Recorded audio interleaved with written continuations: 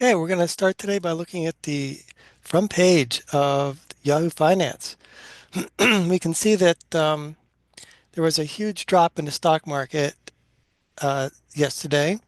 We had the Nasdaq go down 6%, the S&P go down 5%, and it was all because of announcement by the president about tariffs. Um, there were tariffs put on all of the trading partners of the United States. So let's look at the S&P 500 like we normally do. We've lost our support of moving averages, which is a sign of momentum.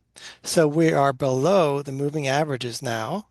And whenever the stock market or the S&P goes below the 200-day moving average and is in a downward pattern, we have to look at past levels of support, times when the stock market has stopped and gone up. And you can see that we're basically stopped right to the penny of where we were in September 6th of 2024. So we do have support at that level where we're at right now. And you can see that in August of 2024, we have support right at the, let's look at our levels here. Okay, August 5th, and we have support at 520. So you can see by our looking at our charts that we are in a downward pattern in the S&P. And most of our growth stocks are in the same pattern. We've broken out of our multi-year uptrend in around the end of February, and we're actually tracing this downward saw pattern. So so we're going to be basically stuck in this range until we break out of this. A lot of times, whenever you have a big drop in the stock market like there is today, we had a 5% drop in the S&P. A lot of times there's a bounce, and we have this downward trend here, but if you see that we could bounce up to this portion of the channel, maybe go back down to this level. Um, but you can see we're still in this downward pattern.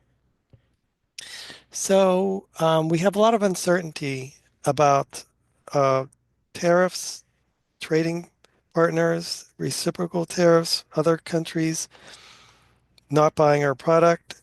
So a lot of companies will hold back spending and not hire people because of the unknown of tariffs. So we've been saying since the beginning of Trump's term that chaos is coming, and we've got chaos yesterday. So the S&P is down 4% so far since last week, and we have 36% of the S&P above the 200-day moving average. So that is going down. So we're losing momentum. We are totally we don't have support with the moving averages. So we are oversold, and the U.S. Treasury yields are going down. They're down 6.5% from last week. That is a huge drop. Has a lot to do with um, the tariffs basically causing inflationary fears and a recessionary fears. If there's a recession, then the 10-year goes down lower. It isn't a guaranteed recession. Maybe there's a 40% chance, 30% chance. But we have a flight to safety right now. A lot of market participants are selling um, higher risk stocks, and they're buying stocks that are a little more conservative. So let's go over some of our talking points from the beginning of the year.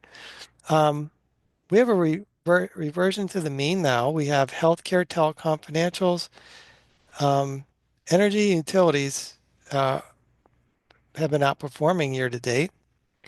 Um, And we have the S&P 500. Right now, it corrected very close to um, its fair value. So the majority of stocks outside of the S and the top 10 stocks in the S&P have a PE ratio of around 17 combined. So that's getting close to a um, average.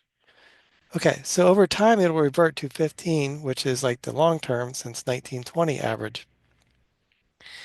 But we still have the big tech stocks with higher valuations. Um, okay, so this revert to the mean, I thought it'd be interesting in this talk to go over stocks that are more conservative. So this is more towards our dividend portion of our portfolio. So right now we have two different types of stocks that we go over usually, and one is a growth kind of stock, and another one is a dividend. And so I thought it'd be interesting to go over some quality stocks that could give you some balance in your portfolio if you have some um, growth stocks. Example of stocks that could work right now. These are USA based. Um, they pay a dividend and they're steady Eddie and they have uh, mostly no tariff issues. We have Verizon. Okay, they're a wireless phone company that pays a pretty big dividend, and they've been out of favor for since the beginning of the pandemic, basically.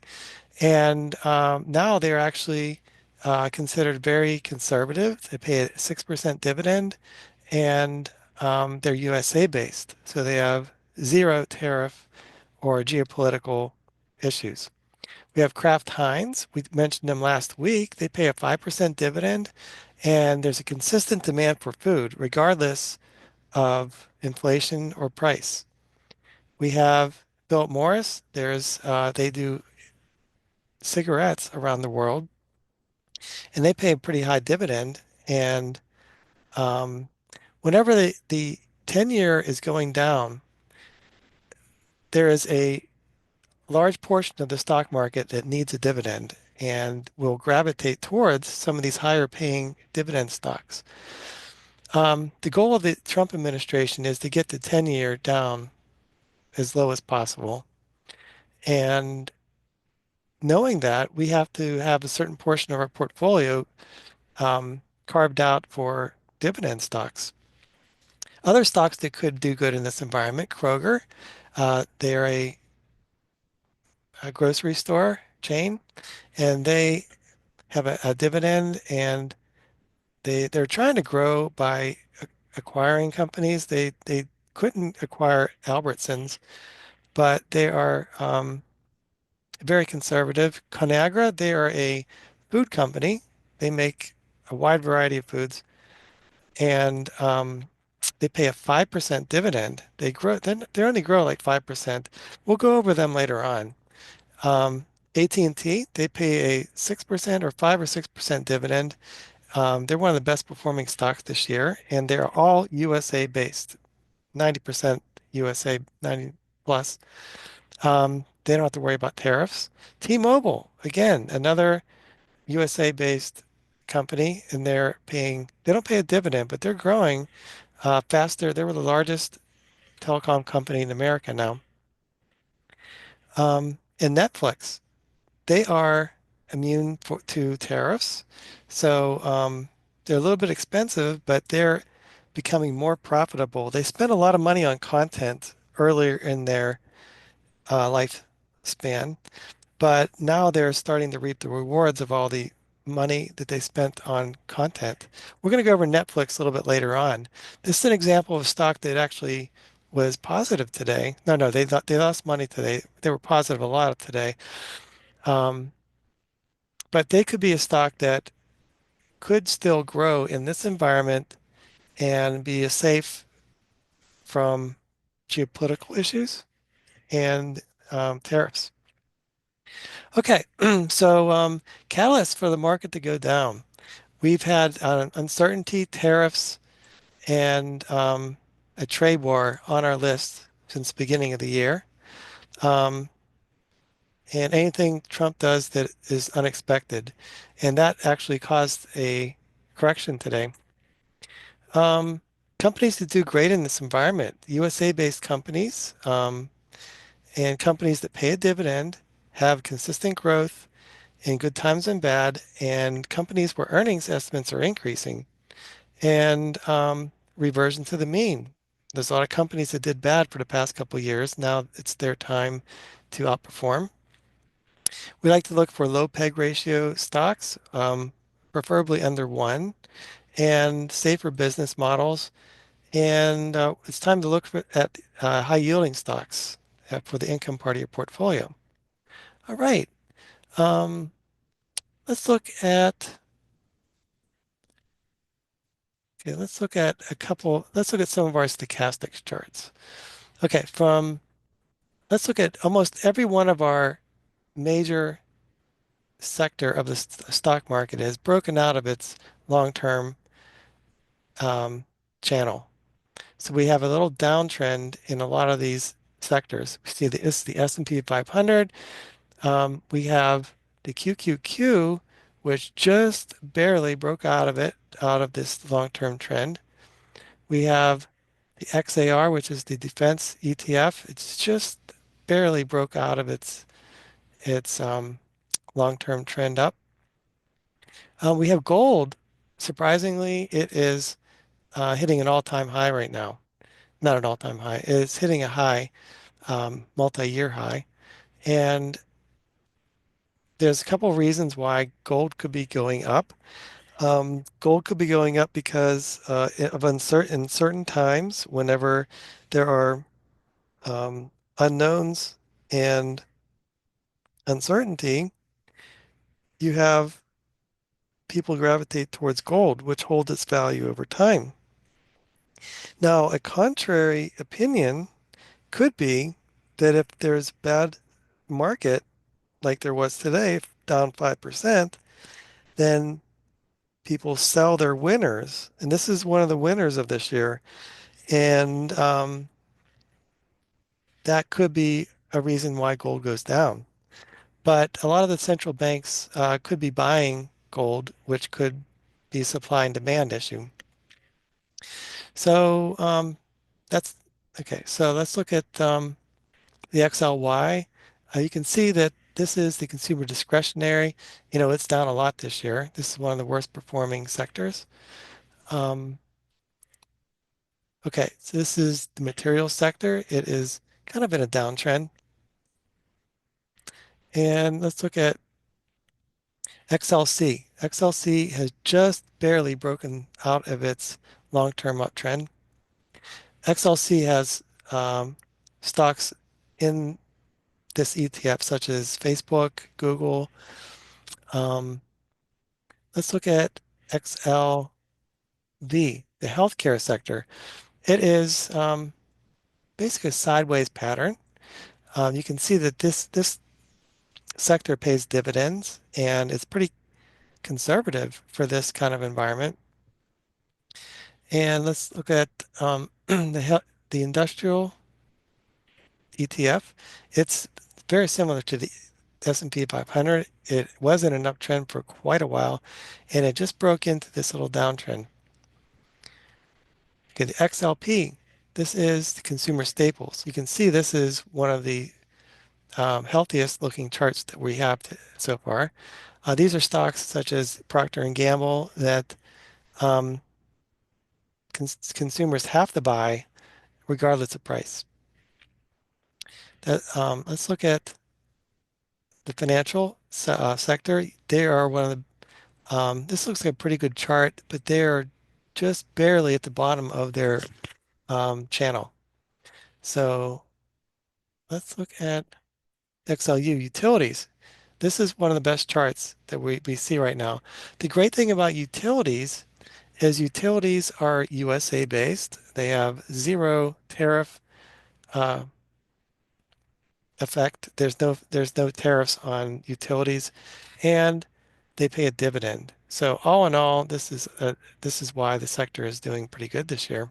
and they're overbought. And they held up pretty good today. They're only down less than 1%. Let's look at the real estate sector. It's one of the best performing sectors this year. It went down 3% today. Hmm. If the interest rates are going down, you would think that the real estate sector would be doing good. But let's look at the XLE sector. Okay, this is the energy sector. Energy is down huge today, pretty 7.5%.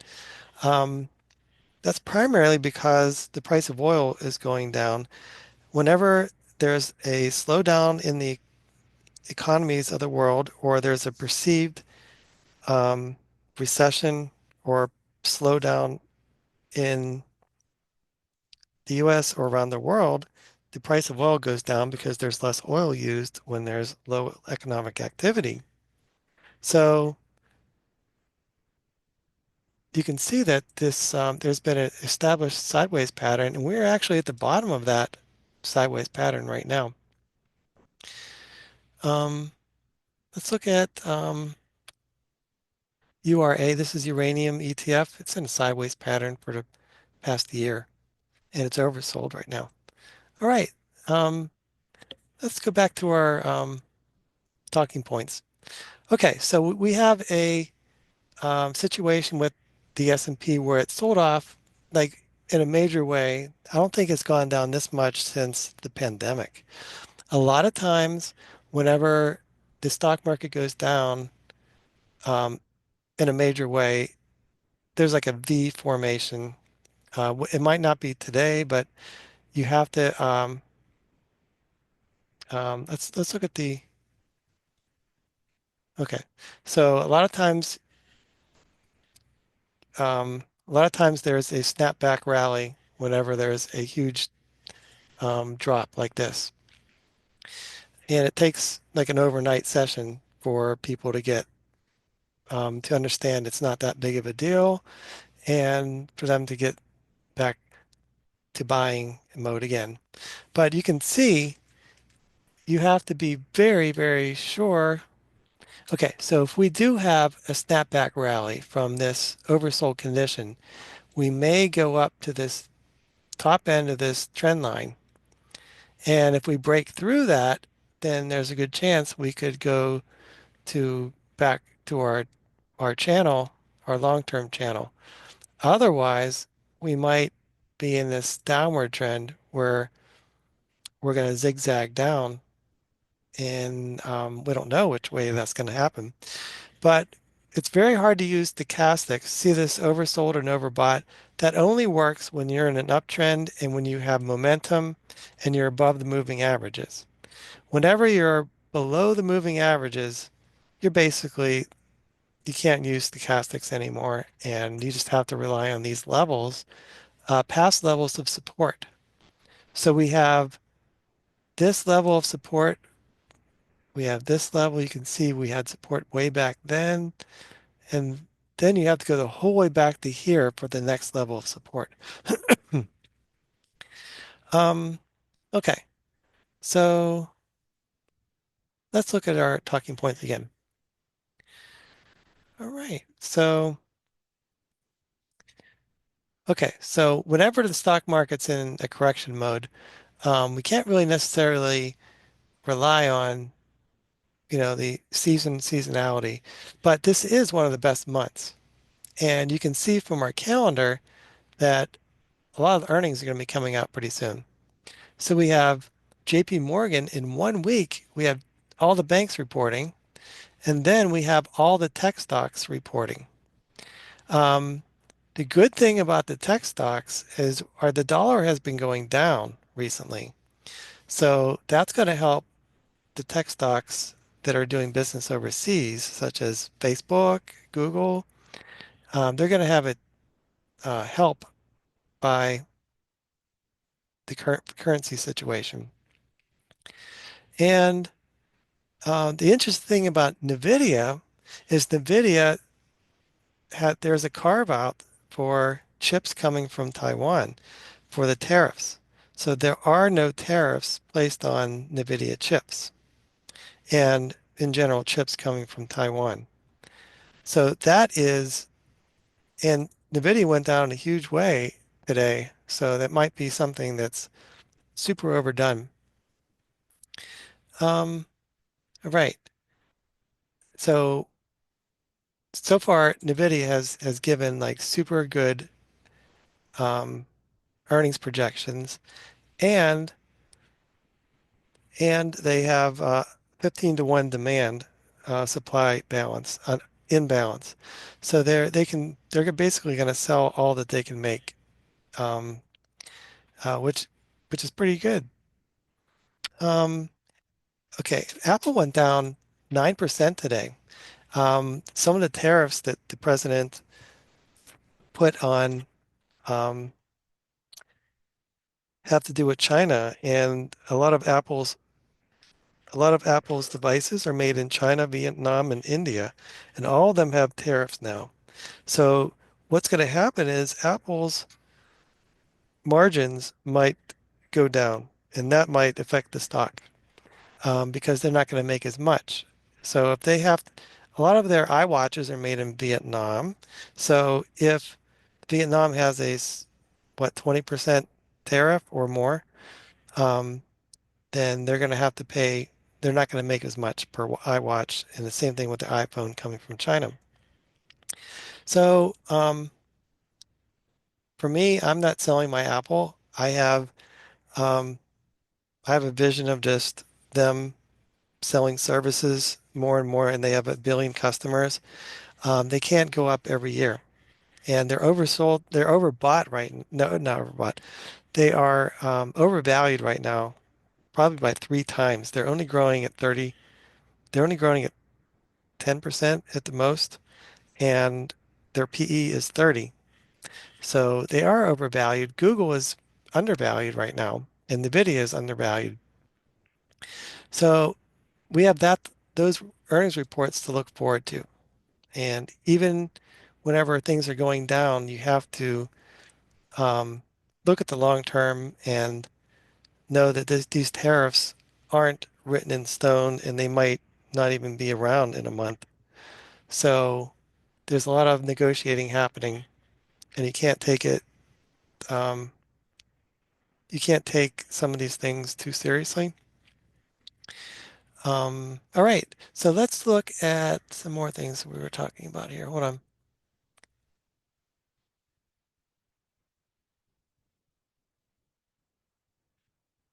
Okay, so the 10-year has been going down as the stock market goes down. There's a one-to-one correlation, and that's basically as the outlook for the earnings of the S&P 500 go down. Um, there's recessionary fears, and that's causing the 10-year Treasury to go down. Also, we have whenever the stock market is going down, people are afraid and they gravitate towards safety, which is the 10-year.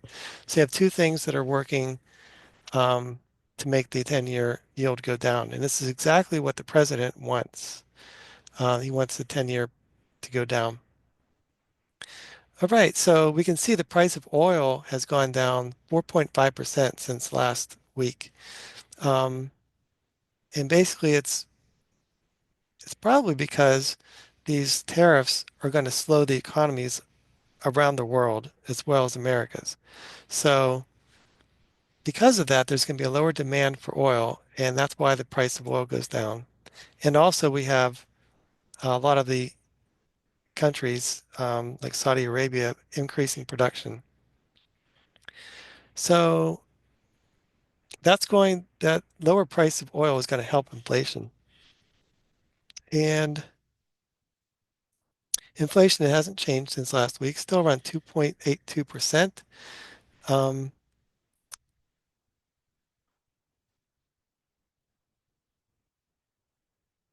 okay, and we have the US dollar index down 3%. That is a major drop.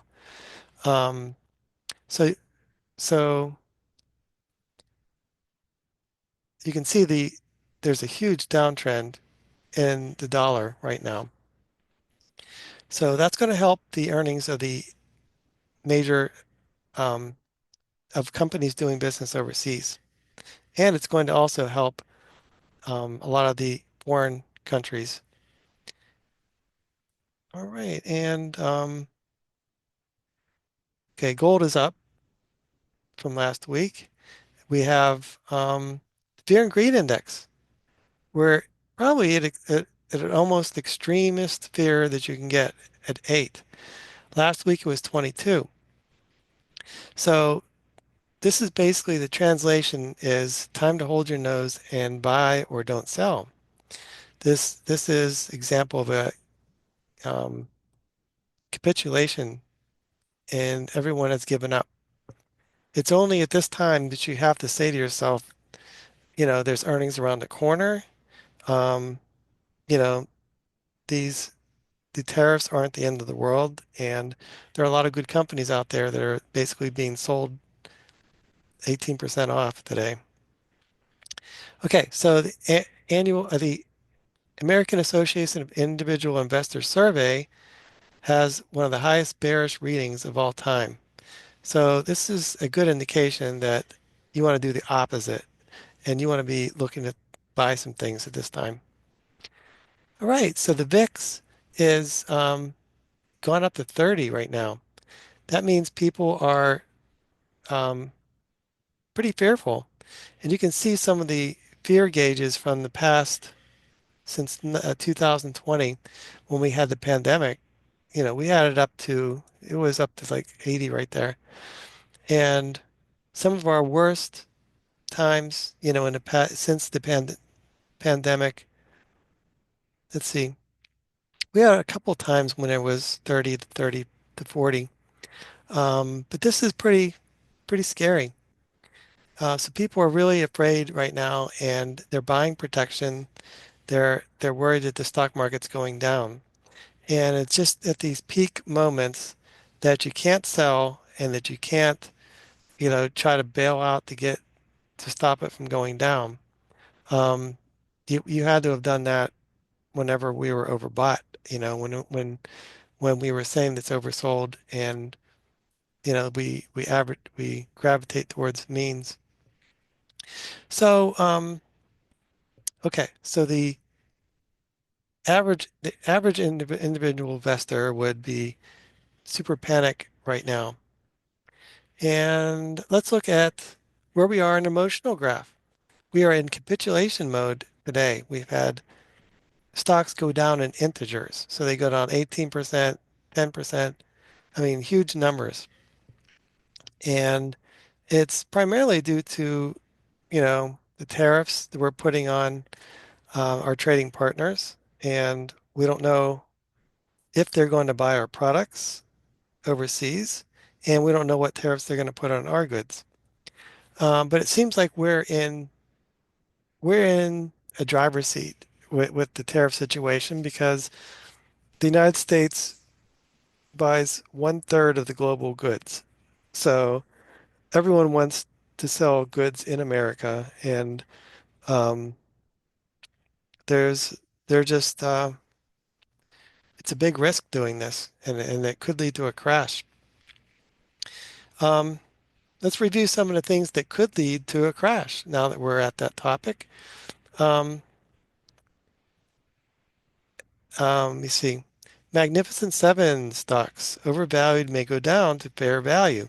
So we have Google trading 10% below fair value. We've had um, Nvidia trading down maybe 15% below fair value, but Apple is still overvalued. So we still have um, some overvalued big tech stocks, but we're getting less and less overvalued.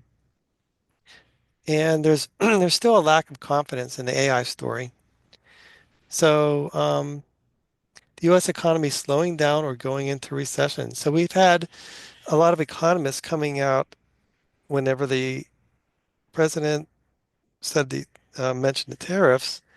A lot of economists are saying there's a greater chance of a recession, and there's some very prominent economists saying there's no way that the United States and the rest of the world can avoid recessions if these tariffs are left alone.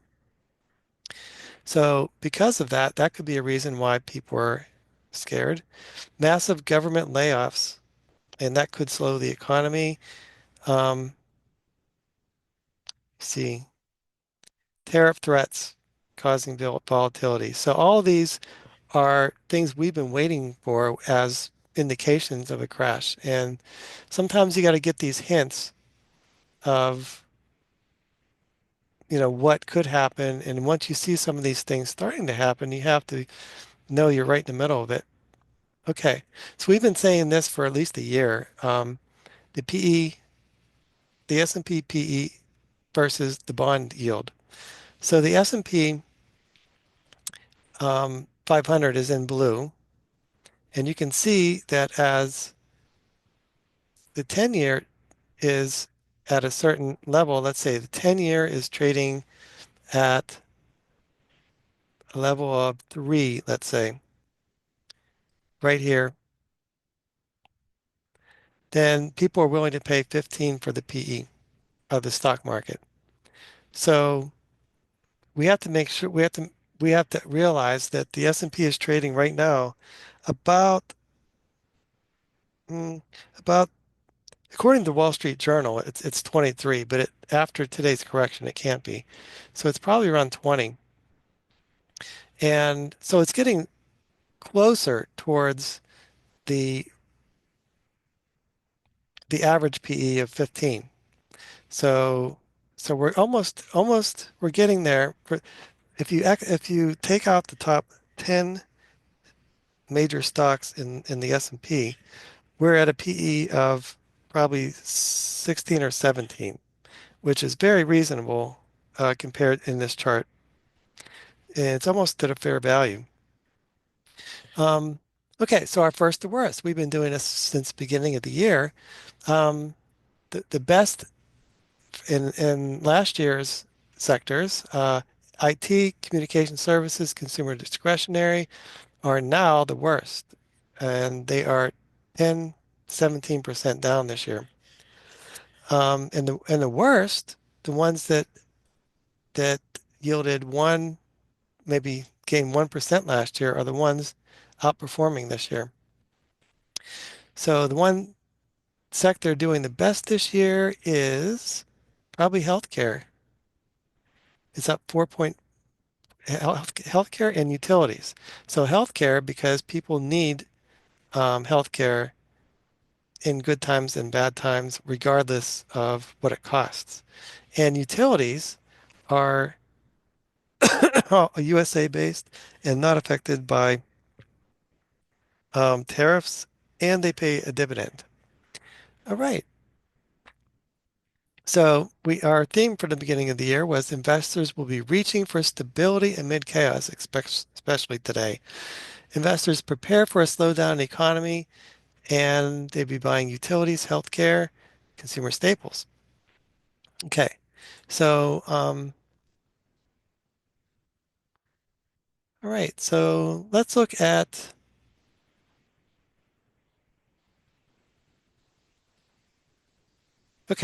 some of the top performing and worst performing stocks today.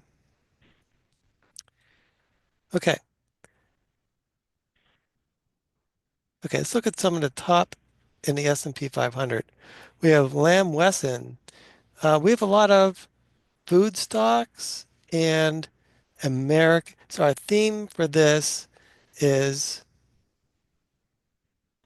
America-based. Okay, so America-based um, conservative pay a dividend. We have Lamb Weston Holdings. They make French fries. They're the largest French fry maker in the country. We have Kroger. They pay a dividend, and you got to go and buy groceries regardless of price. And they're America-based. And that's American Tower Corp. They have cell towers that are rented to all the three big telecom companies. So they're USA based and they pay a dividend. They're like a REIT. Um, okay, Dollar General is up. That's strange because they get a lot of their goods from overseas in China, and they're going to be affected by tariffs. I expected them to be down today. American Waterworks, um, America-based company that they provide water services, which is essential regardless of price. Philip Morris, they pay a dividend and they make cigarettes around the world. All right, so we had a theme here of high dividend paying, consistent, safe stocks. Healthcare, Elvin's Health. Okay, so we have the ones doing the worst, Dell Technologies. These are mostly companies affected by, hmm, perhaps by tariffs. Dell makes a lot of their servers in China, so and computers. So maybe that's affecting their cost, and they might not make as much. And Western Digital, they make a lot of hard drives over in China. So a lot of this is tariff based. You have APA Corp, they do oil, and of course the price of oil went down a lot today because of recessionary fears. And Ralph Lauren, they're down maybe because of what they make a lot of their goods overseas, maybe in Vietnam and China, and if they have tariffs, they're not going to make as much. All right. So you have to keep in mind, so these companies are, they've been through tariff situations before, and these tariffs, they're being negotiated. So it might not be something that's real in a month or a year. So sometimes whenever this happens, I we had Dell on our watch list for a while because they're a big they're a maker of AI servers, um, and they also have a high demand for computers. Whenever everyone has to buy a computer, Microsoft is making it so that their operating system doesn't work with Windows, with some like almost half of the laptops in the world. And because of that, people are going to have to buy computers um, if they want to use the latest operating system. So that's going to be a huge tailwind for Dell. And it's times like this that I think about those situations. Let's see. Okay. Williams Sonoma, they went down a lot because they're high-end furniture store and they import a lot of their goods. So this is a lot of this is tariff, being afraid of tariffs. Um, this is very similar situation with the Nasdaq. We have a lot of conservative stocks that pay a dividend, PepsiCo that are food, drugs, kind of our theme from the beginning of the year. And the ones doing the worst are perhaps affected by tariffs. All right, that was a good excursion. Let's look at some of the sectors going up and down today. The ones going down the most, oil, because in recessionary, if people are afraid of recessions, the price of oil will go down because of lack of demand.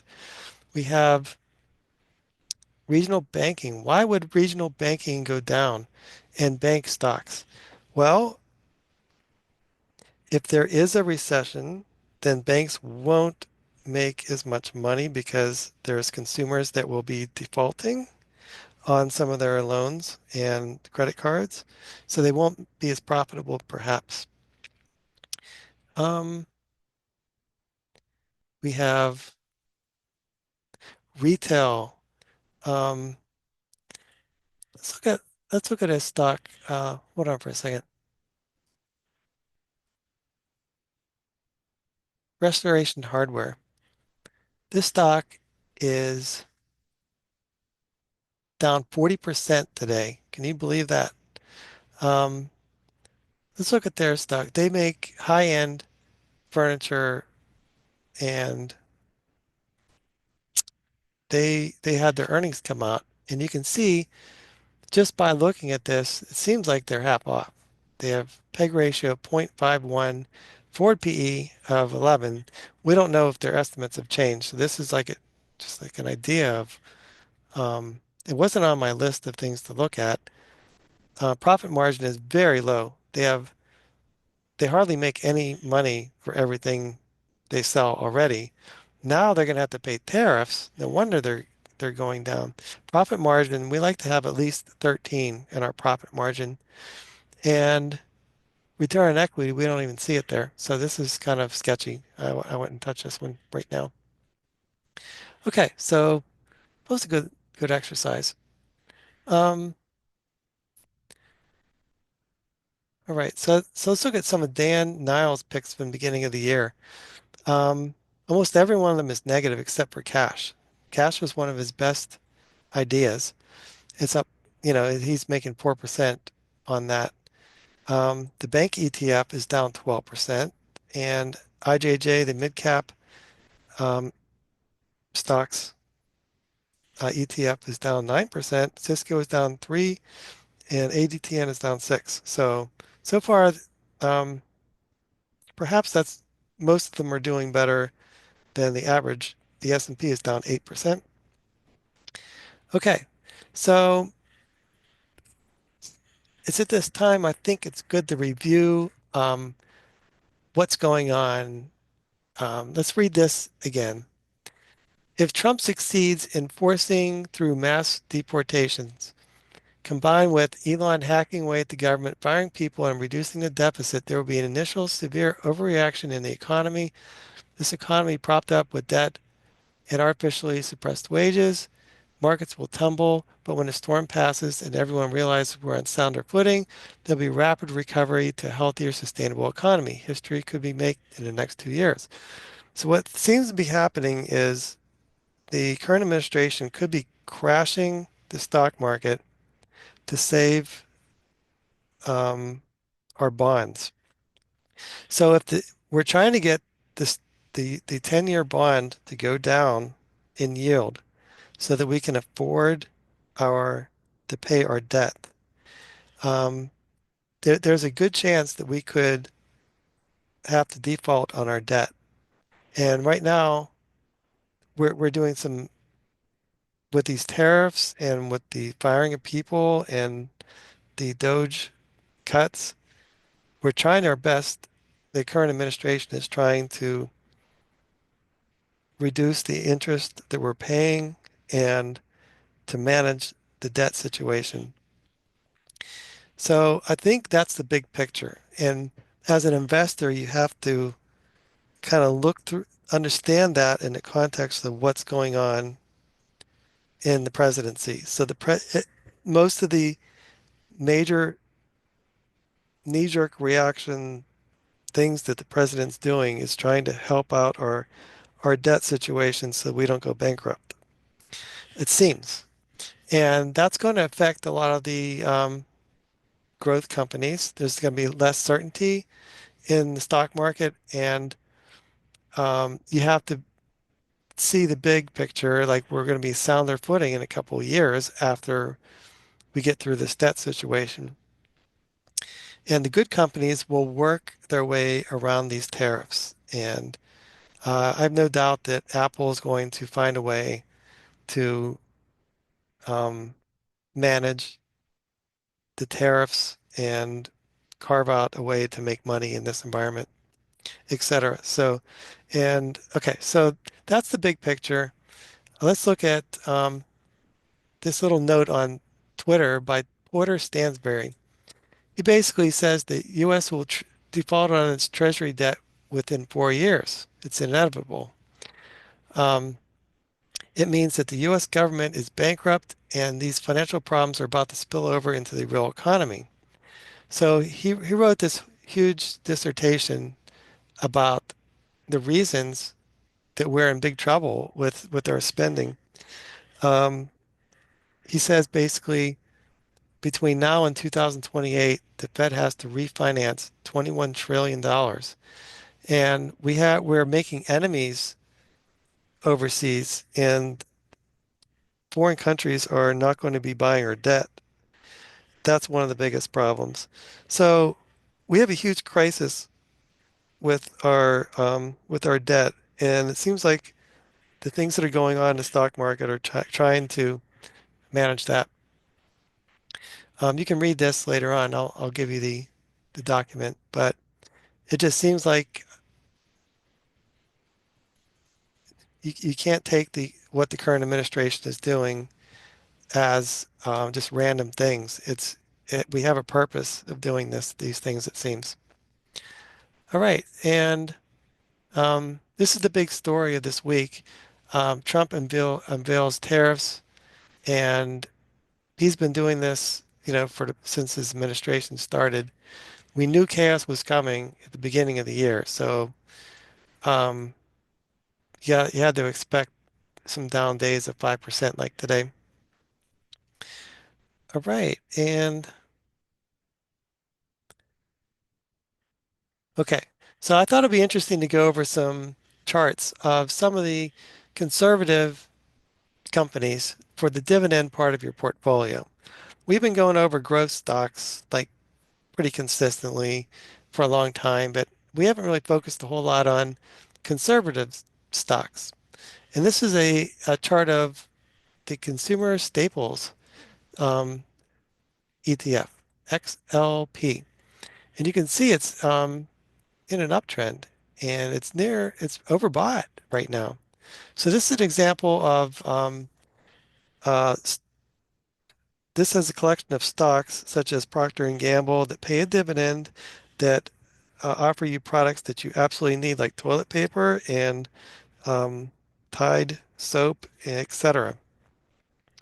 And um, this is one of the better performing sectors this year, and it is one of the healthiest um, uptrends. Let's look at another stock that's kind of conservative. It's Waste Management. Waste Management is a stock that, oh, that's a little better. You can see that Waste Management's been in a sideways pattern for a year now. It pays a dividend. It has a duopoly with Republic Services. So they have some barriers of entry where it's very hard to get licenses for landfills, and they they buy a lot of companies to expand. They recently bought a um, medical waste company, Stericycle, and it finally went through. So they're expanding, they're growing, and they're expensive, but you pay a little bit more for a stock that's a better quality stock with a high consistency. Okay, let's look at some of the numbers for waste management, just because it's good to go over some conservative stocks every now and then. I divided the years to see what the stock was, what their growth rate was, and it's around let's say 13%. So between last year and this year, they grew at 6.6%, and this year to next year at 13%, and then 10 and 11. So let's say they're growing at 13%. Their PE ratio is 30, which is really high, but they've always had a high PE ratio and they've always been pretty expensive. They're 2.3 times overvalued, but you get a stock that has almost very consistent 10 or 11% growth over time. So they raise their prices and there's an increase of the amount of garbage with the growth of households in America. Also, um, America's going to be doing a lot of building with these factories and a lot of onshoring. So that's going to help. That's going to produce a lot of waste. And I'm pretty sure with the Trump being a president and a real estate developer that there's going to be a lot of um, building in the near future. Okay, um, we have trash levels um, are usually they, they don't change over time. They go up over time. And also, this company is in the recycling. So they get money for recycling items and energy generation from landfill methane, and they're automating too. They're doing a lot of automation, so that's helping them grow and make more money. Okay, let's look at their statistics. Waste Management has a 4 PE of 30. Their PEG ratio, according to Yahoo Finance, is around 3. So that's 3 times overvalued according to Yahoo Finance. That almost matched. Yeah, that matched. That's very close to our 2.3 times. Um, Profit margin, 12%, very good. That's like right at what we want. Return on equity is 36. That's triple what we want. So that's very good. They have more cash than debt, so that's good. And they have levered free cash flow of 1.3 billion. So they're profitable, and they're making acquisitions. So they have 15 billion dollars that they can spend on buying new companies. So let's see what the CFRA said about waste management. They said their fair value is 130, so they're overvalued according to them by 16%. So they think it's not as overvalued. I mean, as what I thought. So I like to read this little comment about. They have this little section that gives a description of the company's prospects. They like they think it's a defensive company. They have it as robust free cash flow. They buy back shares, debt repay, and they do acquisitions, internal growth investments. Um, so they have momentum from pricing, recovered recycled commodity values, and they just bought a company called Stericycle. So they should have um, some synergies from that company. So I've held this company a long time, and I'm very comfortable holding it regardless of what the stock market's doing because I know that they have a moat and I know that they pay a dividend and they're growing over time. But they're um, they're overvalued, so we know that they could they could drop in price, but over time they're going to be um, gaining market share and growing. Let's look at another one, Berkshire Hathaway. You can see it's hitting like what seems to be a high when all the other stocks in the stock market are going down. Um, let's look at some of the good things about this company. Number one, it's run by Warren Buffett, who's considered to be one of the best investors of all time. They have a bunch of companies they manage, individual companies, and they have investments. So the majority of their money is in investments, and they have a portfolio of stocks like companies like Geico and Norfolk Southern. Um, no, they own a different railroad. I forget the name. So anyway, they have a very diversified portfolio of individual companies. Helzberg Diamonds is theirs. So let's look at some of their statistics.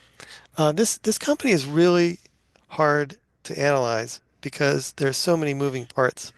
There's not a whole lot of good estimates for the company because it's really hard for people to get their mind into this company, it seems. So on a bad day, Berkshire Hathaway only went down 1.14%. So this is like a defensive company. They have a $1.14 trillion market cap. Their forward PE is 26 and their profit margin is 23, which is amazing. That's double what we are looking for. The return on equity is 14, which is average, which on our bottom end of what we're looking for. The great thing about this company is they have $200 billion in cash if you take out the debt. So 200 billion, they sold Apple a good portion of their portfolio last year, and everyone was wondering why. And now they're primed to buy when everyone else is selling.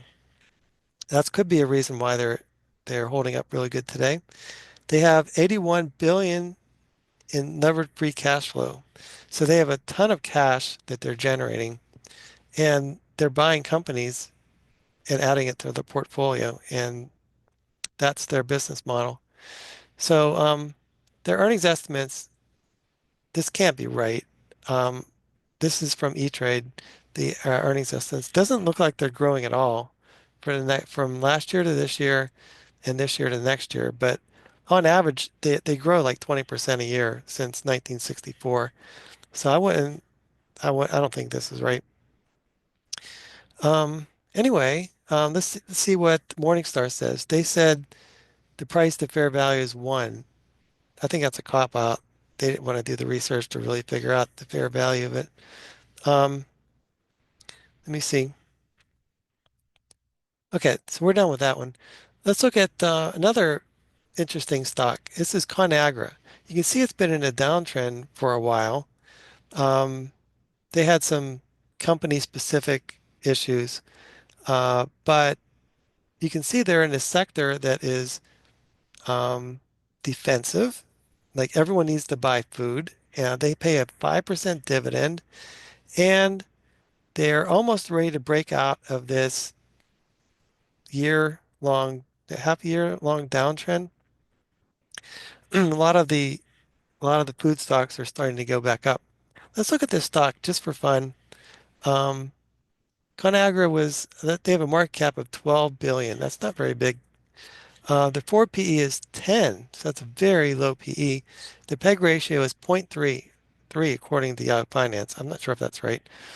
Profit margin, 4. That is one third of what we're looking for. So they have razor thin profit margins. That means if they make a bottle of ketchup for and sell it for $1, they probably cost them 90 cents to make. So they no 95 cents to make. So they're not making that's not very profitable. Return on equity is 5. That is half of what we're looking for. They have more cash than debt, so debt is not an issue. And they make around a billion in leverage free cash flow.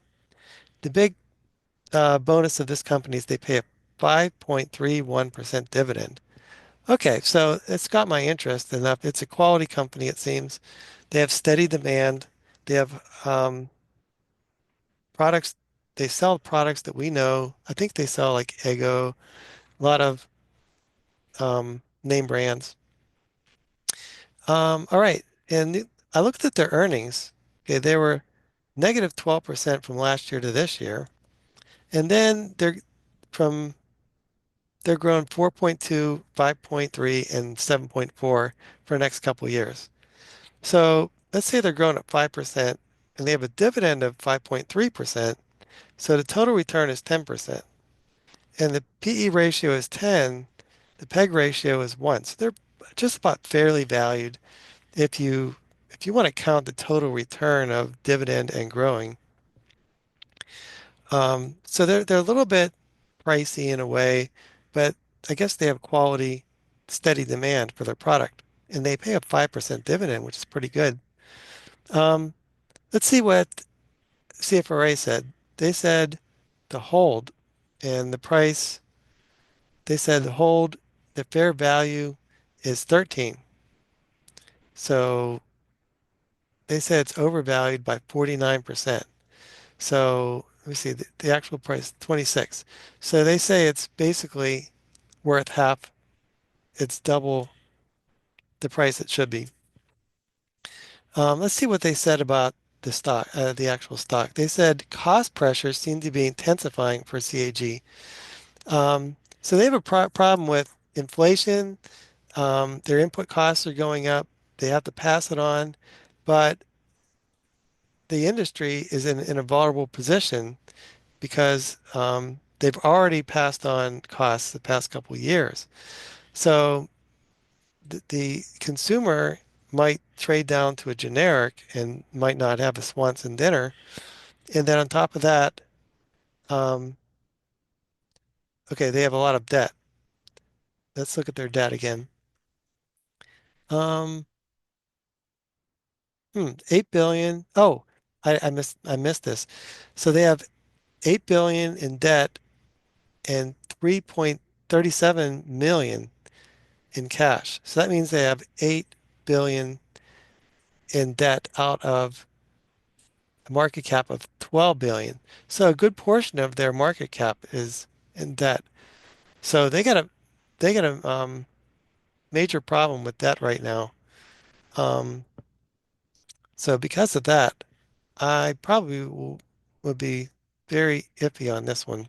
Unless so they make 1 billion a year in leveraged free cash flow. So they can pay this off in around 7 years if they didn't spend this money they're making. So it's kind of um, iffy with that debt. Okay, let's see what else they say here. Weaker margin profile compared to peers. So their margin, just like we were saying here, this profit margin is really low, 4. And let's say Kraft Heinz might have a higher profit margin. Let's look at Kraft Heinz just for fun. Just KHC, see what their profit margin is, their competitor. We were look we looked at this 2 weeks ago. Let's look at their statistics.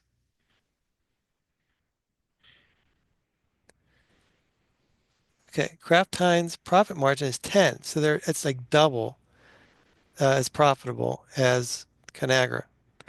So that's what they were saying about that one. Okay,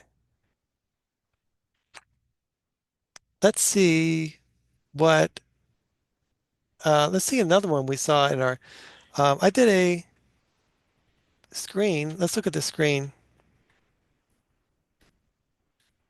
Rats. Okay, we did a screen this week, and we've been seeing Netflix in our top stocks for quite a while. Let's look at Netflix as uh, something that could be good for this environment. You can see that Netflix has been one of the only stocks that remained in an uptrend. Most of the tech stocks that we're following have broken out of this uptrend and started like a little downtrend, like a down. But this is one of the only stocks that's one of the big tech stocks that's continuing its uptrend. And that could be because they are immune to tariffs. They have a digital product, so there is no tax on that. And and a good portion of the money comes from America. They are expanding overseas, but um, I think they're a number one streaming platform also. So let's look at some of their numbers just because it seems like a good, timely thing to look at. Okay, they have a $400 billion market cap. Their 4 PE is 37. That's pretty high. And Yahoo Finance thinks it's around 60% overvalued right now. 1.6 PEG ratio.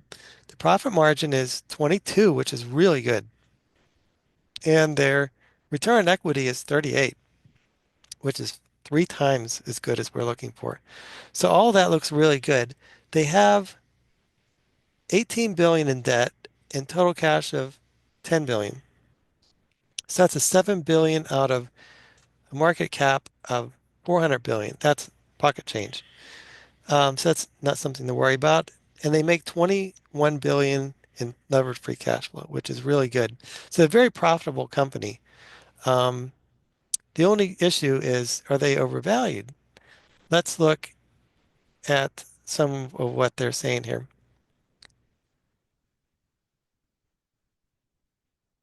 Okay. Um, okay. So they're saying that Netflix is a buy. This is CFRA. They say their fair value is 915, which is overvalued by 2%. So they're basically fair valued according to CFRA. Here's a little write-up they have. They say that they're extending its global competitive advantage in video streaming, and they are now becoming profitable. Key growth drivers are higher growth, ad play, ad pay subscriber plans. So they actually have a plan where you pay less, but you have to watch ads. Um, they have advertising, they have live events, sports and gaming, and they have they only spend 17 billion now a year for making new content. So they were spending a lot more on making content earlier in their lifetime. And now they're actually showing all the shows to people that they've created a long time ago. So they're actually improving their profit margins. So it looks like it's kind of immune to global geopolitical issues right now, which is why it's probably so strong. And let's look at some of um, this is from CFRA. We already mentioned it's around fair value. But the revenue, look at this. Over the years, it's going up in a straight line. This is like one of the this is a perfect chart. You want this to be up in a straight line, growing at like 10 or 15, 20% a year. And you can see the return on equity is also going up over time. So that's another good sign that they're becoming more and more profitable. All right, and let's see what Morningstar says about Netflix. They said the fair value is 700, so that's 25% overvalued. They mentioned that members additions blow out sales and profit growth. So they had a really good earnings report recently, and they increased their fair value by 27%. So they say they're growing their sales at 15% a year and operating profit 52%. So that's really good. Let's look at Netflix just for fun.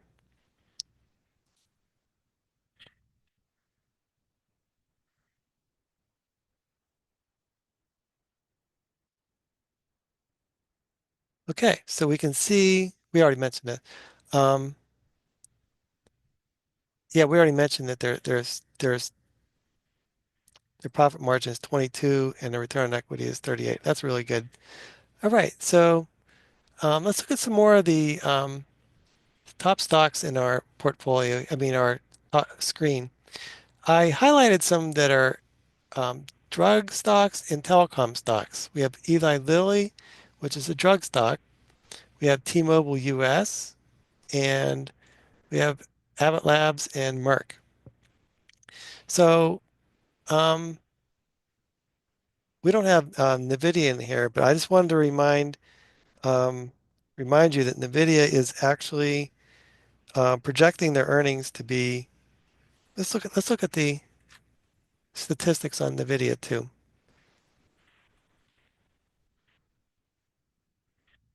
Okay, whenever there's a sell-off and stocks are going down a lot, this went down 7% today. It's not necessarily a reflection on the company's prospects. Sometimes there are people that just have to sell um, and get out of situations. Let's look at the statistics on NVIDIA. This is one of the um, most interesting stocks to me. Its forward PE is only 22. They're growing at around 50% from this year to next year. So that's like half off. And the PEG ratio is 98.98, which is around fair value according to Yahoo Finance. But their profit margin is 55, which is 5 times as good as we're looking for. Return on equity is 119, which is really good. So it seems as though this could be like a baby that's thrown out with the bathwater. And let's see, um, the futures could signal another downtrend. There are a lot of people, a lot of central banks, there's a lot of companies, hedge funds, and mutual funds that piled into NVIDIA, and there's a lot of people that borrowed on margin. So there could be forced selling in an environment where you have 5% down days for the market. This could just be thrown out with the bathwater. So you have to keep in mind the actual PEG ratio. If it's around 1, that's kind of a fair value where, this is kind of a um, kind of a good um, mark in the sand when you're looking at a chart. So let's look at a chart of NVIDIA right now. That's probably not going to help a lot.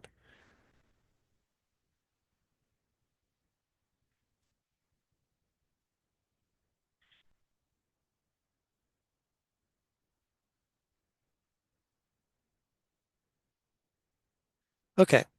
Okay, so let's look at NVIDIA. It's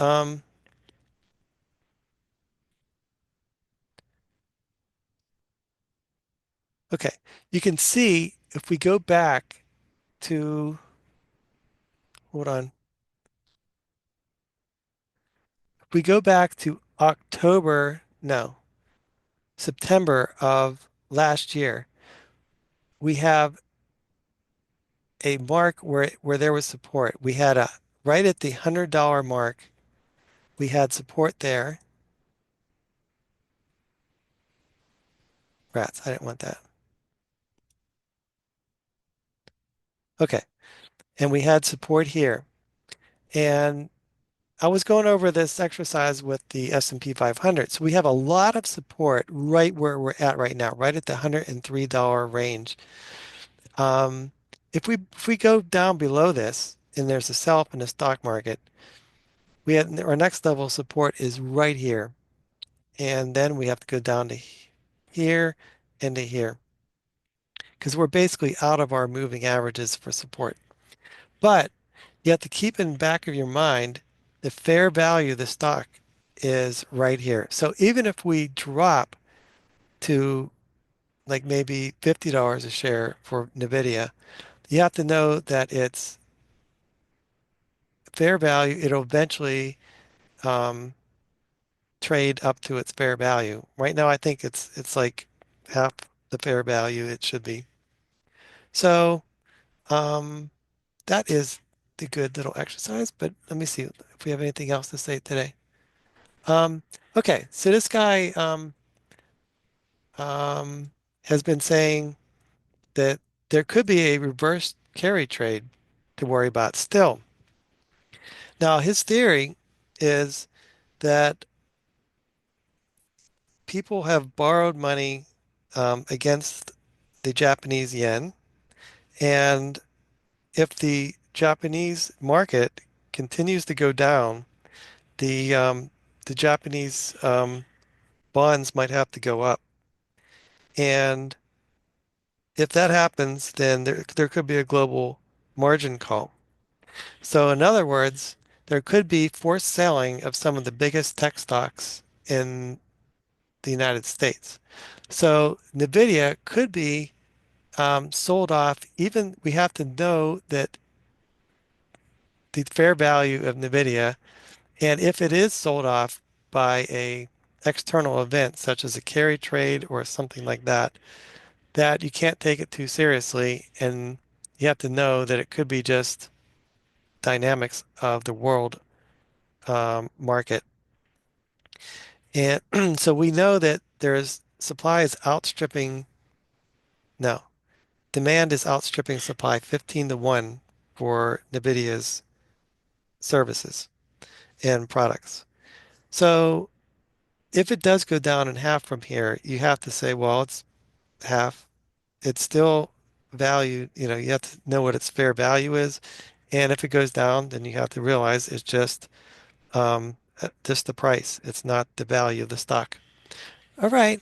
So let's hope that the market recovers tomorrow and we're back on good footing.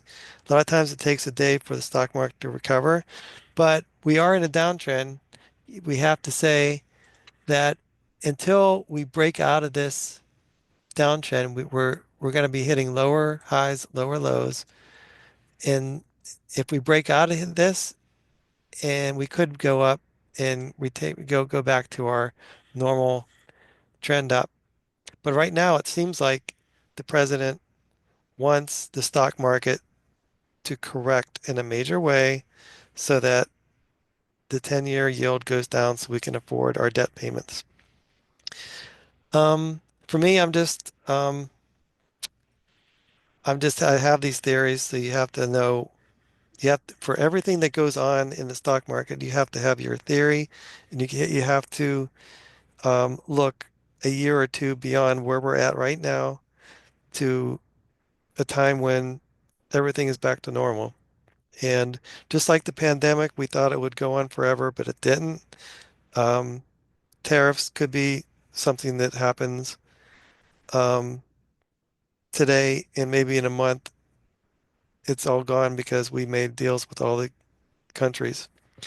So the good companies of the world will find a way to get around any tariff situation or anything that we put in front of them.